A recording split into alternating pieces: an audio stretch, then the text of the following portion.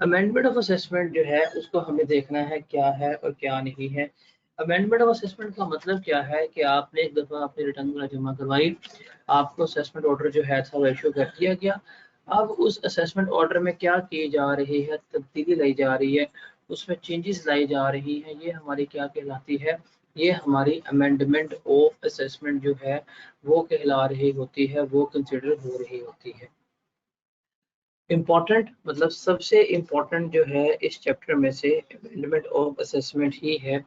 आप इसकी वेटेज में कह सकते हैं कि ये सुपर इम्पॉर्टेंट है। अब अमेंडमेंट ऑफ असेसमेंट का मतलब क्या है कि कमिश्नर जो है, कमिश्नर के पास ये पावर्स हैं कि जो भी उसने असेसमेंट ऑर्डर पास किया था, जो भी उसने असेसमेंट ऑर्डर पास किया था वो क्या कर सकता है, उसको अमेंड कर सकता है, उसको चेंज कर सकता है, उसको फर्दर अमेंड जो है कर सकता है उसके बेसिस के ऊपर। तो जो सेल्फ असेसमेंट बेसिस के ऊपर मतलब जो नॉर्मल असेसमेंट होती है, नॉर्मल असेसमेंट ऑर्डर को भी चेंज किया जा सकता है। और उसके अलावा कमिश्नर के पास जो है, जो उसने बेस्ट जजमेंट असेसमेंट की होती है, उसका भी क्या कर सकता है, वो चेंज कर सकता है, उसमें भी तब्दीली ला सकता है। उसके पास ये पावर्स हैं कि वो नॉर्मल असेसमेंट ऑर्डर को और जो बेस्ट जजमेंट असेसमेंट ऑर्डर है इसको क्या कर सकता है, चेंज कर सकता है। अब कमिश्नर के पास है कि वो कोई भी अल्टरेशन, कोई भी एडिशन जो करनी है, जो नेसेसरी है, वो ये कर सकता है। अब टाइम लिमिट क्या है, कितने अरसे में कर सकता है। रिमेंबर, जब वो ओरिजिनल असेसमेंट ऑर्डर इशू कर दे उसके बाद 5 सालों के अंदर क्या कर सकता है, वो अमेंडेड असेसमेंट ऑर्डर जो है वो इशू कर देता है। मतलब क्या हुआ कि ओरिजिनल असेसमेंट ऑर्डर इशू करने के बाद 5 सालों के अंदर तक क्या किया जा सकता है, अमेंडेड असेसमेंट ऑर्डर जो है वो इशू किया जा सकता है। जस्ट टेक एन एग्जांपल, 2013 है जी हमारे पास। 2013 में 2013 2013 की फोकस हो गई। 2013 की रिटर्न जो है हमें पता है वो फाइल होगी जाके, ड्यू डेट है 30 सितंबर 2014। अब 2013 की जो इनकम जो भी हमने कैलकुलेट की है, इसकी रिटर्न की ड्यू डेट क्या है, 30 सितंबर 2014 है।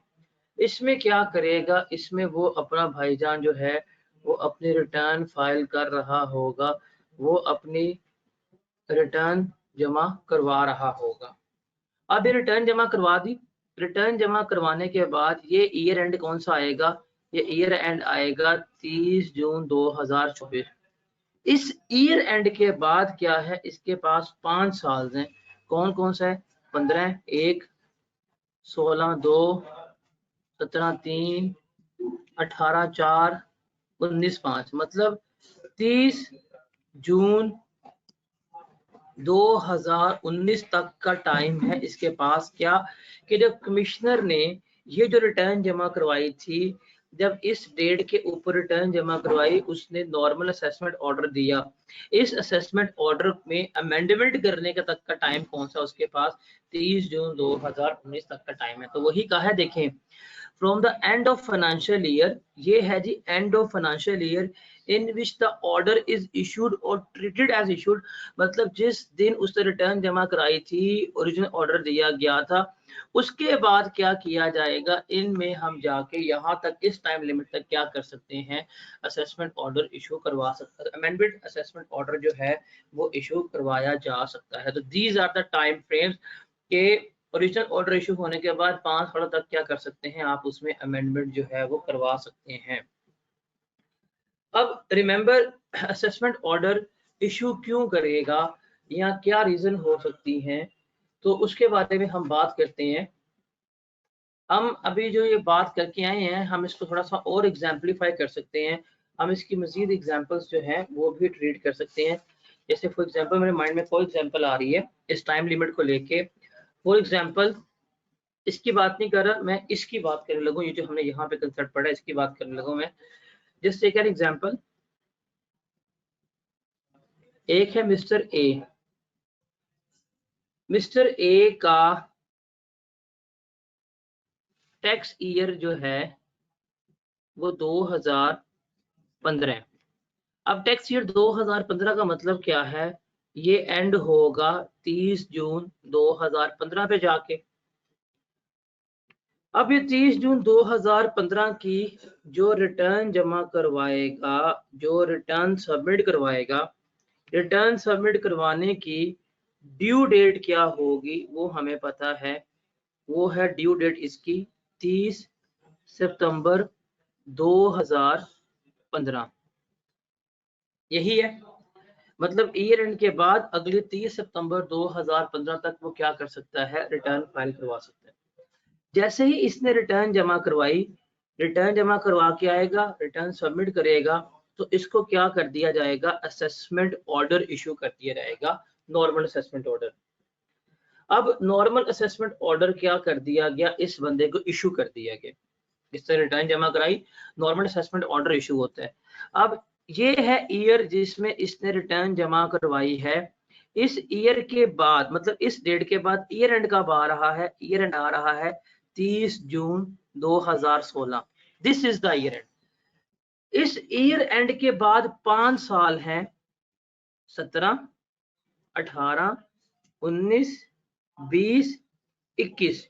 21 का मतलब है 30 जून 2021।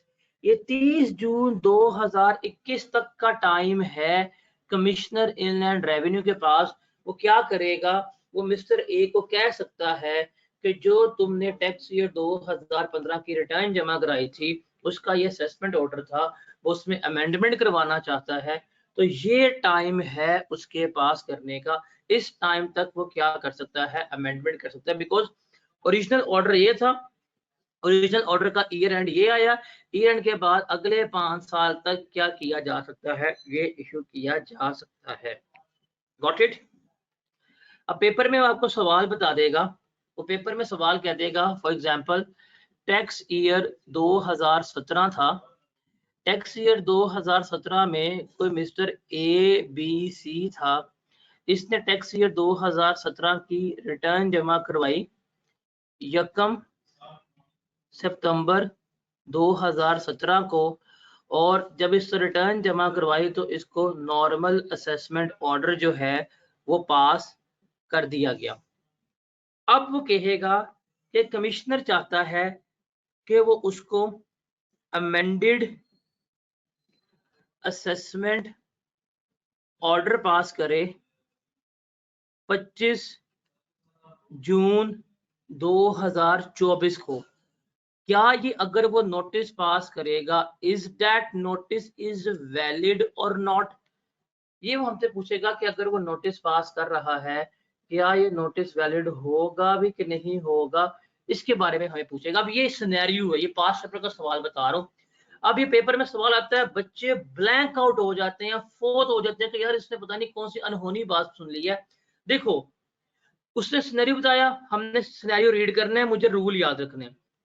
अब रूल के मुताबिक यहाँ पे उसने रिटर्न जमा करवाई है 1 नवंबर को।